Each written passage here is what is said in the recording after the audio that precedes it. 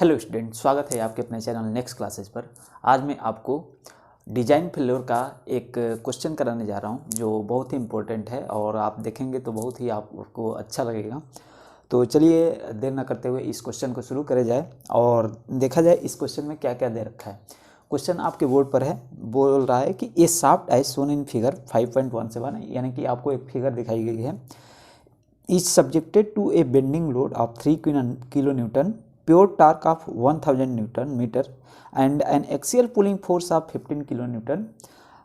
Calculate the stresses at A and B. तो चलिए मैं आपको ये डायग्राम बनाता हूँ अपने बोर्ड पे और दिखाता हूँ कि क्या क्या इसमें अच्छी चीज़ें आपको देखने को मिलने वाली है। ये है आपका शाफ्ट। इस पर बोल रखा है कि इस subjected to a bending load of 3 kilo newton. 3 kilo newton का यहाँ पर बेंडिंग लोड है आपका।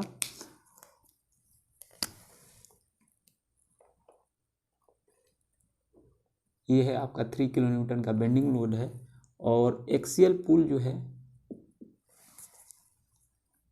And axial pull 15 kilo newton का ये खींच रहा है यहाँ से 15 किलो न्यूटन का।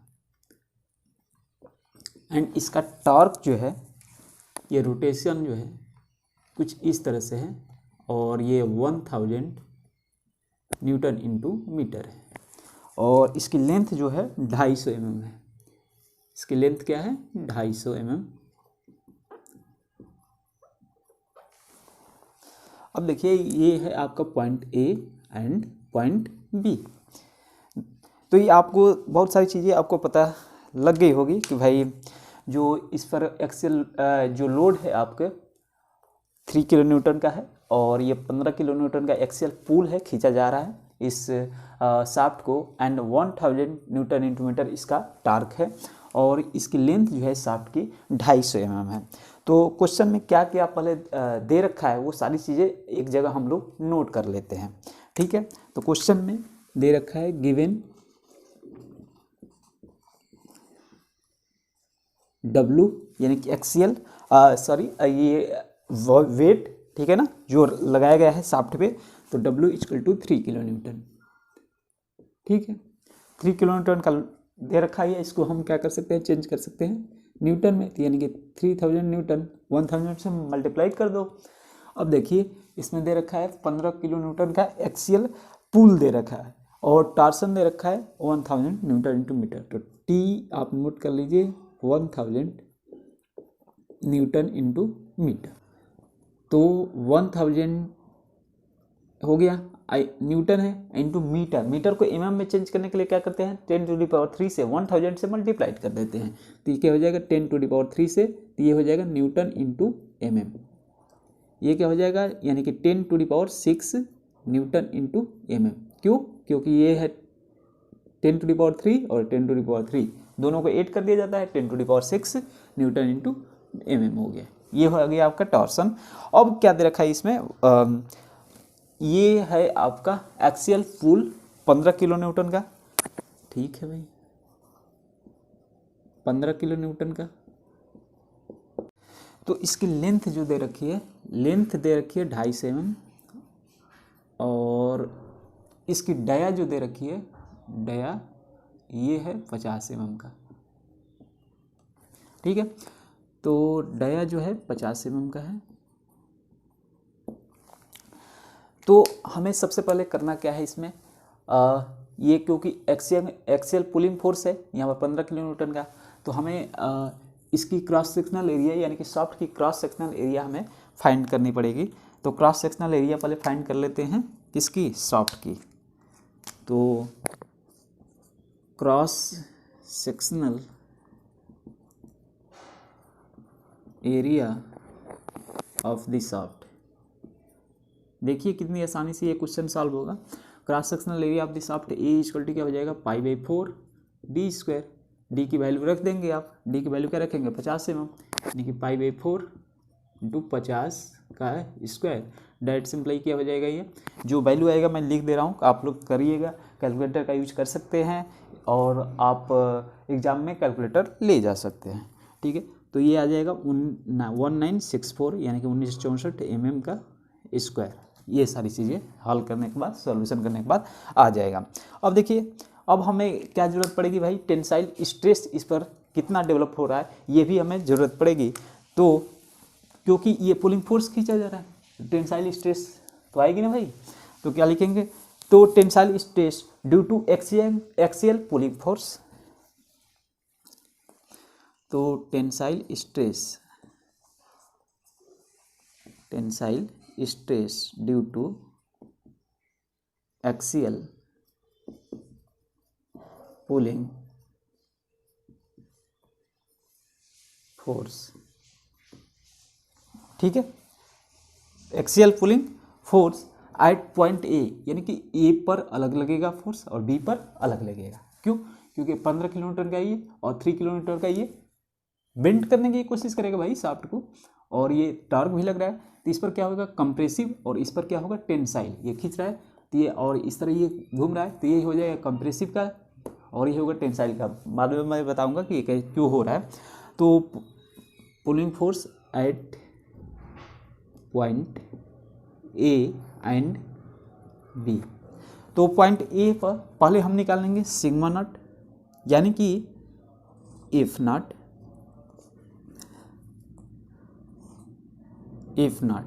ठीक है।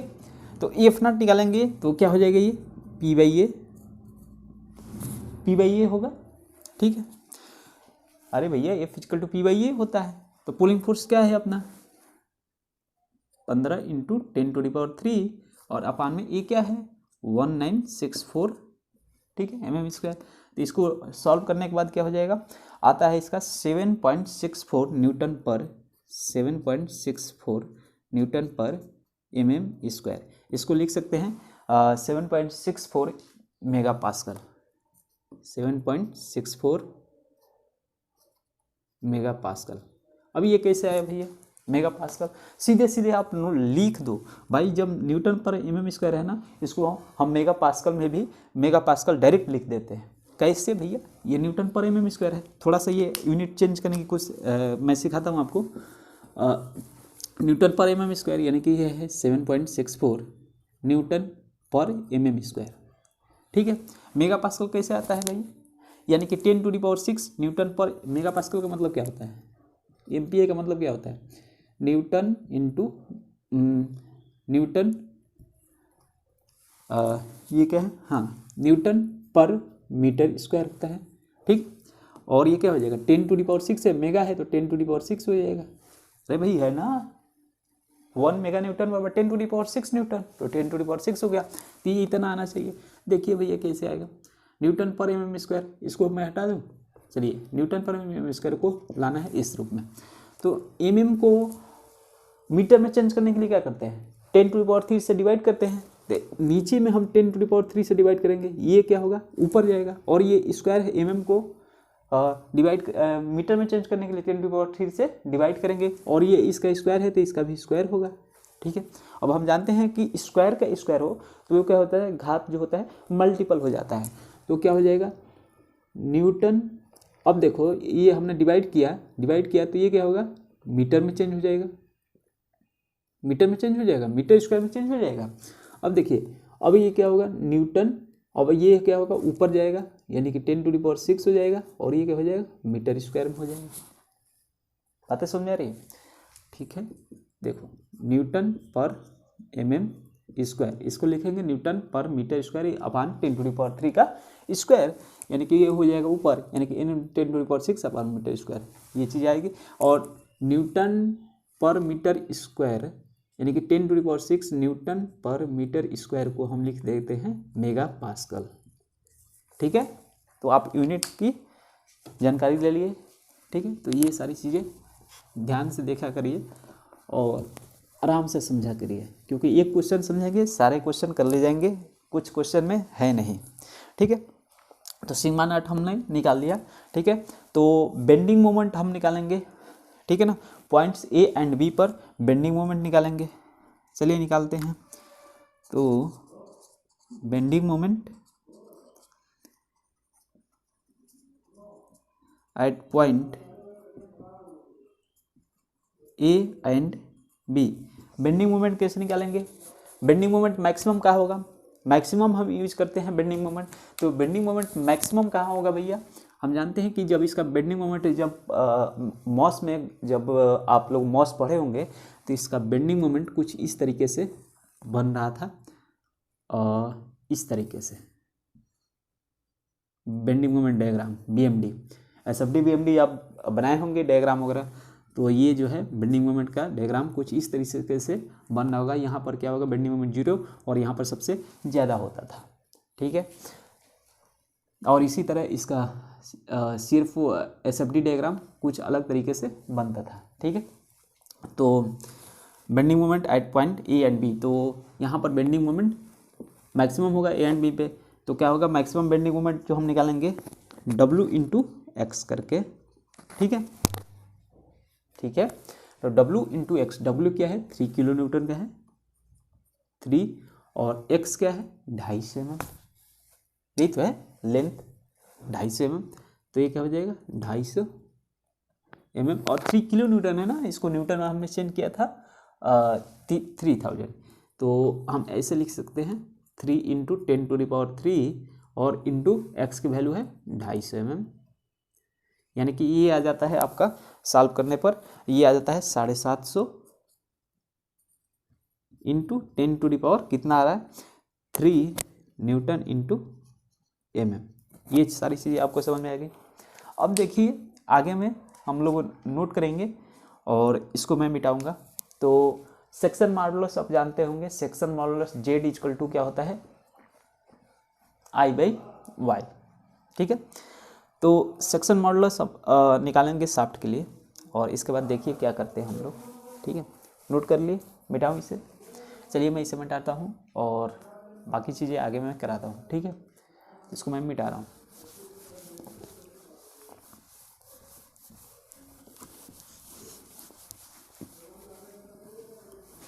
ठीक है, तो section modulus for the shaft, sectional या फिर section modulus, section modulus for the shaft. देखिए सेक्शन मॉडुलस क्या कहा जाता है? M/I इक्वल टू F/Y होता है, ठीक है। तो सेक्शन मॉडुलस निकालना होता है तो क्या करा जाता है कि ये हो जाएगा, तो F इक्वल टू यहाँ पर हो जाता है M/I और इंटू Y। तो F इक्वल टू क्या हो जाएगा? M/ क्या हो जाता है यहाँ पे? M/, और ये हो जाएगा I इंटू ऊपर Y है तो ये हो जाएगा Y हो जाएगा नीचे में, तो ये हो जाता है Z। इसको सेक्टर मॉडुलस Z से इसको इंडिकेट कर दिया जाता है, और Z क्या है यहाँ पर? I/Y। और ये Y क्या है भाई? तो Y जो है सेंटर से मैक्सिमम दूरी, यहाँ से न्यूट्रल एक्सिस से मैक्सिमम डिस्टेंस है Y, ठीक है। तो Z निकाल लेते हैं। तो section modulus of the shaft ये हो जाएगा द शाफ्ट Z जो होता है π/32 इंटू DQ। ये कहाँ से आया भाई? ये कहाँ से आया फार्मूला? तो हम जानते हैं कि Z इक्वल टू I/Y होता है, ठीक है। I क्या है? मोमेंट ऑफ इनर्शिया है। तो मोमेंट ऑफ इनर्शिया शाफ्ट, ये सर्कल है, सॉलिड शाफ्ट है, तो क्या हो जाएगा? πd⁴ और अपान में 64 आता है। ये चीज़ें आप जानते होंगे। अब y जो है इसके न्यूट्रल एक्सिस से मैक्सिमम डिस्टेंस, तो न्यूट्रल एक्सिस से मैक्सिमम डिस्टेंस क्या हो जाएगा? ठीक है, तो मैक्सिमम डिस्टेंस क्या हो जाएगा? तो ये क्या हो जाएगा? y इक्वल टू d/2 रखेंगे, तो d/2 यानी कि 2 ऊपर जाएगा, तो ये क्या हो जाएगा? 2 से ये क्या हो जाएगा? d और इंटू 2 कर लो, ठीक है। अरे नीचे ही लिख लो d/2, तो 2 से ये क्या हो गया? 32, और d से एक d कैंसिल, तो ये क्या होगा? d, यानी कि क्या हो जाएगा? πdq/32। ये चीज़ें मैंने लिख रखी है। तो ये भी समझो कि ये कहाँ से आता है, जेड सेक्शन मॉडुलस, और सारी फार्मूले आप ध्यान देंगे तो इसको रखेंगे सारी चीज़ें। तो π/32 इंटू 50 का क्या है ये क्यूब, तो इसको सॉल्व करेंगे तो ये आ जाता है 12.27 और इंटू 10⁻³ mm का स्क्वायर, ये सारी चीज़ें आ जाती हैं। अब बेंडिंग स्ट्रेस क्या हो गया at point A and B, ठीक है। बेंडिंग स्ट्रेस जो होगा ए पर और बी पर फाइंड करेंगे, तो लिखेंगे कि bending stress at point A and B, तो पॉइंट ए और बी पर बेंडिंग स्ट्रेस फाइंड करेंगे। और इसमें पूछ क्या रखा है, bending of 3 kilometre of pure tyre का, calculate the stresses at A and B. तो अभी हम बेंडिंग स्ट्रेस फाइंड करेंगे, तो सिग्मा बी यानी कि एफ वी लिख सकते हैं एंड एफ ए लिख सकते हैं। तो एफ बी इजकल टू हमने क्या लिखा था, बेंडिंग स्ट्रेस ऐसे आया था ना, F M by I equal to F by Y. हमने क्या करा था इसको, तो यहाँ पर ये है बेंडिंग स्ट्रेस, तो ये हो जाएगा F equal to M by I और इंटू वाई। हमने क्या लिखा था, F equal to M by Z लिखा था, और जेड क्या था, section modulus Z equal to I by Y. तो ये क्या हो जाएगा, F equal to M by Z मैं यहाँ पर लिखूँगा, तो एम बाई जेड, और एम क्या था, आया था हम लोगों का 750 इंटू 10⁻³ आया था, ध्यान दीजिएगा, आप नोट किए होंगे अपने कॉपी में। और अपान में जेड की वैल्यू यहाँ से हम ले लेंगे, कौन सा 12.27 इंटू 10⁻³, ठीक है। इसको सॉल्व करेंगे तो आपका आ जाएगा 61.1 मेगा पास्कल। अब यूनिट की कोई दिक्कत नहीं होगी, आप सॉल्व करेंगे आपको पता चल जाएगा, ठीक है, क्योंकि हमने यूनिट चेंज करने आपको सिखा दिया है, ठीक है। तो ये आ जाता है सिग्मा बी का वैल्यू 61.1 मेगा पास्कल, ठीक है। तो ये जो है जो बेंडिंग है, ये दिस बेंडिंग जो होगा यहाँ पर बी पर ये बेंडिंग स्ट्रेस है, बी पर ये कंप्रेसिव का होगा और ए पर ये टेंसाइल का बेंडिंग स्ट्रेस होगा। क्योंकि यहाँ से क्या होगा, बेंडिंग स्ट्रेस क्या होगा, यहाँ से नीचे खींचेगा तो ये क्या होगा, यहाँ पर टेंसाइल, और यहाँ पर ये क्या होगा, कंप्रेस होगा। अरे भाई समझ रहे हो, इसको मान लीजिए ये शाफ्ट है और यहाँ से हमने प्रेस किया तो ये क्या होगा, ये फैलेगा, थोड़ा सा एज्यूम करो, ये क्या होगा, ये फैलेगा तो ये टेंसाइल का होगा, और ये क्या होगा, दब जाएगा, ये जब नीचे आएगा तो ये क्या होगा, दबेगा, ये नीचे वाला पार्ट बी, तो ये क्या होगा, कंप्रेसिव का होगा। तो यही मैंने पिछले टाइम बताया था कि वो टेंसाइल और कंप्रेसिव कैसे होता है, ठीक है। तो मैं इसे मिटाता हूँ और ये सारी चीज़ें आप समझ गए होंगे। अब कहाँ नोट कराऊँ, यहाँ पर नोट करा दूँ। तो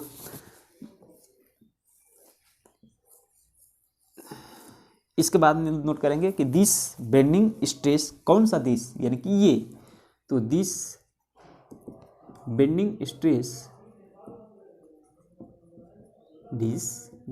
स्ट्रेस क्या लिखेंगे, is tensile at point A, is tensile at point A and compressive at point B, ठीक है।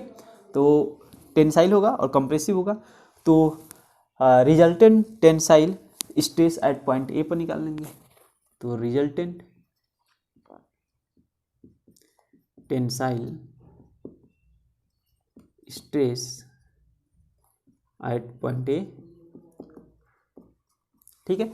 तो हमने एफ नॉट एक निकलवाया था, तो टेंसाइल में क्या हो जाएगा, जुड़ जाएगा, बाई फोर्सेस जुड़ जाएंगे, और कंप्रेसिव में घटते हैं, माइनस होता है। तो ये क्या हो जाएगा, एफ नॉट प्लस क्या हो जाएगा, F naught F A equal to क्या हो जाएगा, एफ नॉट और प्लस एफ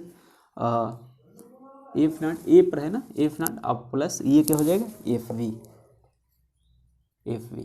तो तो ये क्या हो जाएगा, कर लेंगे, ऐड कर लेंगे। एफ नॉट की वैल्यू क्या थी आप लोगों को पता होगा, 7.64 था ना, 7.64 मेगा पास्कल, और प्लस ये हो जाएगा 61.1 मेगा पास्कल, दोनों को ऐड करेंगे, ये आ जाता है 68.74 MPa।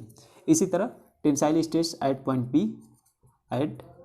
बी, टेंसाइल नहीं, ये कंप्रेसिव स्ट्रेस हो जाएगा, कंप्रेसिव स्ट्रेस, ठीक है, एट पॉइंट बी।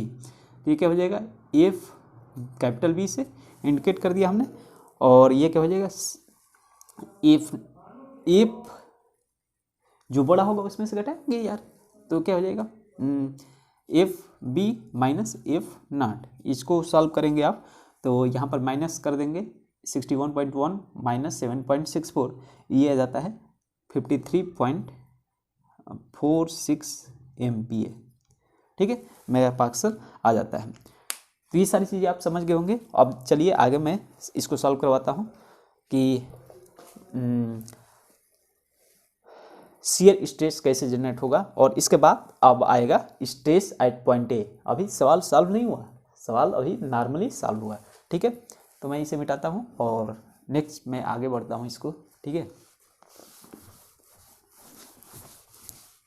अब निकालेंगे हम स्ट्रेस वगैरह जो क्वेश्चन में पूछ रखा है। तो इसके बाद होगा शियर स्ट्रेस भी जनरेट होगा भाई, तो शियर स्ट्रेस हम निकाल लेते हैं। अरे भाई टॉर्क जब होगा, टार्क दिया जा रहा है तो शियर स्ट्रेस तो जनरेट होगा ही, नॉर्मल सी बात है। तो लिखेंगे कि we know that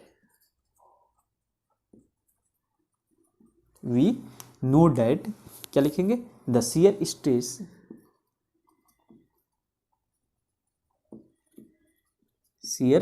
stress at point A and B, at point A and B due to the torque transmitted,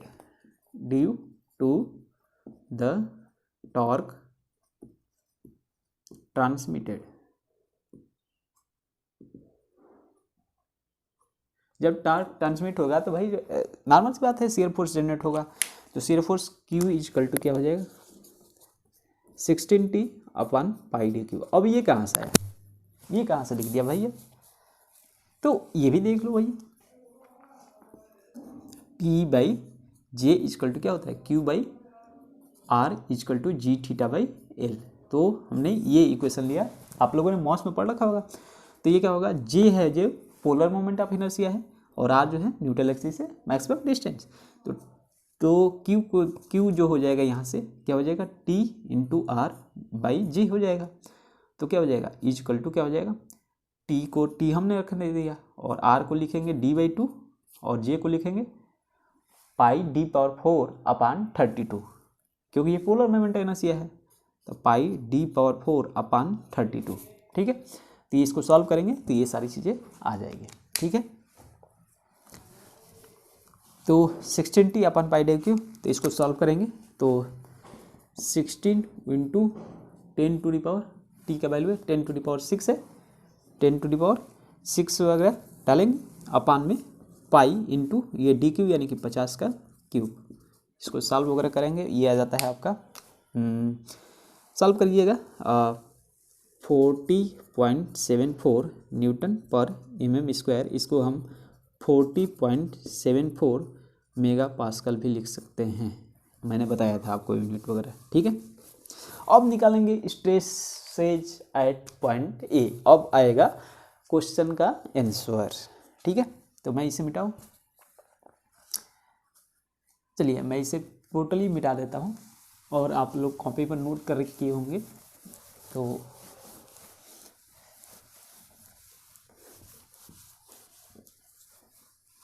ठीक है, स्ट्रेसेस एट पॉइंट ए,